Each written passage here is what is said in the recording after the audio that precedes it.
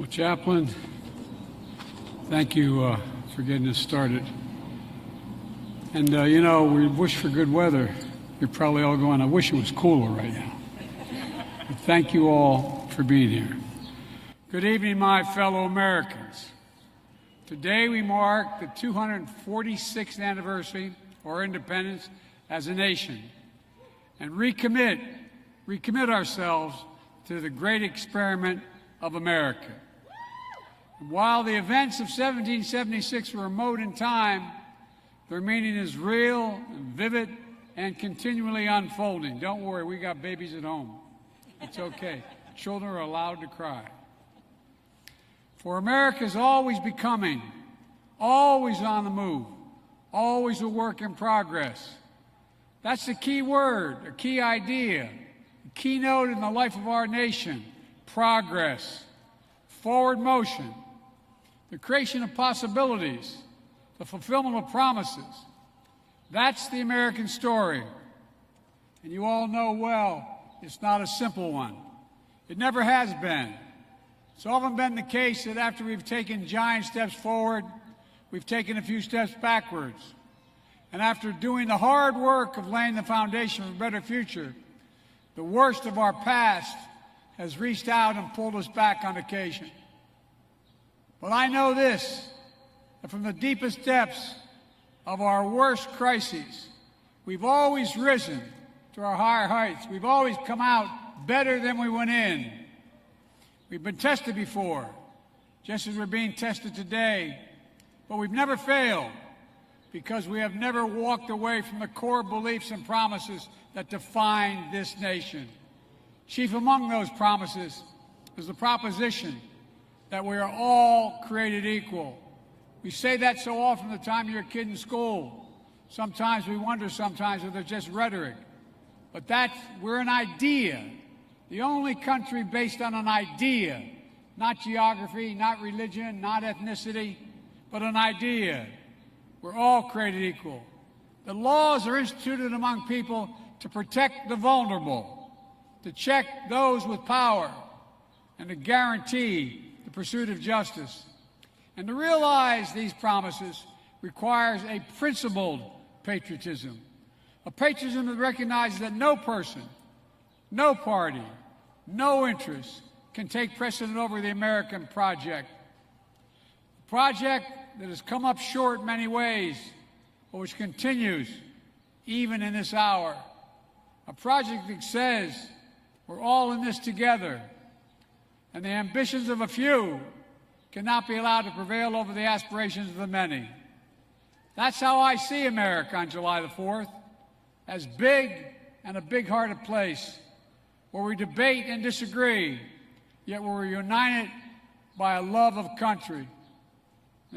And as it's been before in our history, in times of war and division, of growth and change, the 4th of July comes at a critical moment. Our economy is growing, but not without pain. Liberty is under assault both here and abroad.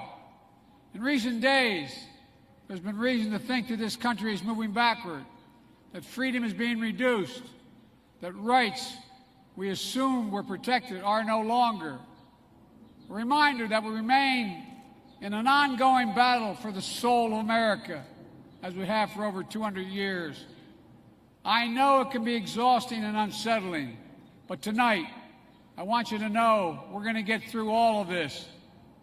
For all that we have faced, that we are going to get through this, and look how far we've come.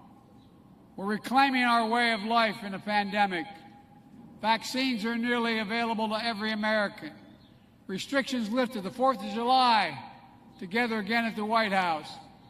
And for all the challenges, America has the strongest economy in the world. More people working and starting businesses, more young people graduating from high school and college than ever before. I just returned from an important trip, the military will understand, to Europe, the NATO meeting. We're relying on what we can do to rally the free world to defend freedom. Before I left for Europe, I signed a law, the first real gun safety law in 30 years.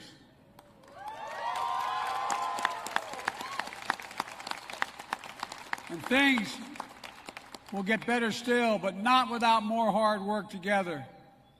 You all heard what happened. You all heard what happened today. But each day we're reminded there's nothing guaranteed about our democracy. Nothing guaranteed about our way of life. We have to fight for it, defend it, and earn it by voting. To refine, evolve, and extend the calling of America to move forward boldly and unafraid.